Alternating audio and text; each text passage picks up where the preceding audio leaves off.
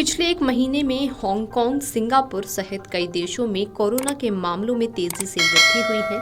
खबरों के मुताबिक इस बार न सिर्फ संक्रमण के मामलों में उछाल आया है, बल्कि अस्पताल में भर्ती होने वाले और गंभीर स्थितियों में मौत के मामलों में भी इजाफा देखा जा रहा है। संक्रमण के बढ़ते जोखिमों को देखते हुए स्वास्थ्य विशेषज्ञ सभी लोगों को सावधान करते रहे हैं। इस बीच धीमी गति से भारत में भी कोरोना ने फिर से दस्तक दे दी है। 20 मई को big boss fame Shilpa Shirodkar संक्रमित पाई गई थी, जिसके बाद से सवाल उठने शुरू हो गए हैं कि क्या भारत में भी हांगकांग, सिंगापुर की तरह खतरा बढ़ रहा है। केंद्रीय स्वास्थ्य मंत्रालय की वेबसाइट पर साझा की गई जानकारियों के मुताबिक फिलहाल देश में कोरोना के 257 एक्टिव केस हैं। ये मामले हल्के हैं और अस्पताल में भर्ती होने की भी आवश्यकता नहीं है। हालांकि दुनिया भर में एक बार फिर से बढ़ते जोखिमों को देखते हुए स्वास्थ्य विशेषज्ञों ने सभी लोगों को सुरक्षात्मक उपायों को पालन करने की सलाह दी है। भारत में कोरोना की मौजूदा स्थिति पर नजर डालें तो पता चलता है कि यहाँ स्थिति काफी नियंत्रित है। सोमवार को स्वास्थ्य सेवा महानिदेशक की अध्यक्षता में राष्ट्रीय रोग नियंत्रण केंद्र, भारतीय आयुर्विज्ञान अनुसंधान परिषद और केंद्र सरकार के अस्पतालों के विशेषज्ञों की समीक्षा बैठक हुई। सूत्रों ने बताया कि सिंगापुर और हांगकांग में मामले तेजी से बढ़ रहे हैं। हम भारत में भी कोरोना की स्थिति पर गंभीरता से नजर बनाए हुए हैं। भारत में कोविड के हालात काबू में हैं और सभी केस हल्के लक्षण वाले हैं, इसलिए घबराने की जरूरत नहीं है। सूत्रों ने बताया कि अस्पतालों को इन्फ्लुएंजा जैसी बीमारियों और श्वसन संक्रमण के गंभीर मामलों की निगरानी करने के लिए कहा गया है। केरल, महाराष्ट्र, तमिलनाडु में सबसे ज्यादा मामले सामने आए हैं। 12 मई के बाद से केरल में सबसे ज्यादा नए मामले सामने आए हैं। इसके बाद महाराष्ट्र और तमिलनाडु का स्थान है।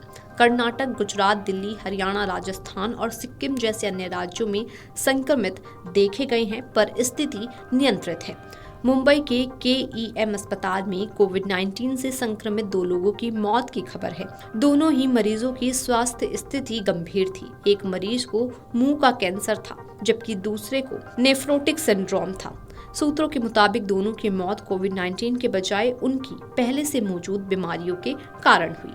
कोरोना की स्थिति पर देश के शीर्ष महामारी विशेषज्ञ डॉक्टर रमन ने कहा कि बुजुर्गों और कमजोर इम्यूनिटी वाले लोगों में संक्रमण का खतरा अधिक हो सकता है। ऐसे लोगों के लिए कोविड उपयुक्त व्यवहार का पालन करना ही एकमात्र सावधानी है। साथ ही स्वच्छता बनाए रखना, मास्क पहनना और भीड़-भाड़ वाली जगहों से बचना चाहिए। जॉन्स हॉपकिंस मेडिसिन के शोधकर्ताओं ने एक रिपोर्ट में बताया है कि JN.1 में कुछ अतिरिक्त परिवर्तन यानी कि म्यूटेशंस देखे गए हैं, जो इसे शरीर में वैक्सीन से बनी प्रतिरक्षा को आसानी से चकमा देकर संक्रमण फैलने के लिए योग्य बनाते हैं। हालांकि इसकी गंभीरता कम है। इस वेरिएंट से संक्रमण की स्थिति में गंभीर खतरा उन लोगों में अधिक हो सकता है जो पहले से कोमोरबिडिटी का शिकार हैं या फिर 65 साल से अधिक उम्र के हैं। ऐसे लोगों को अतिरिक्त सावधानी बरतनी चाहिए। साथ ही अगर आप सावधानी बरतेंगे तो कोरोना से बचा जा सकता है, जैसे कि भीड़-भाड़ वाली जगहों, अस्पतालों और सार्वजनिक परिवहन में मास्क जरूर पहनें। साबुन और पानी से बार-बार हाथ धोएं या सैनिटाइजर का इस्तेमाल करना संक्रमण से बचा सकता है। शादियों, मेलों और अन्य भीड़-भाड़ वाली जगहों से फिलहाल बचना ही समझदारी है। Video desk amarujala.com। अगर आप ये वीडियो YouTube पर देख रहे हैं तो हमारे चैनल को सब्सक्राइब कर बेल आइकन दबाएं और Facebook पर देख रहे हैं तो हमारे पेज को लाइक करें।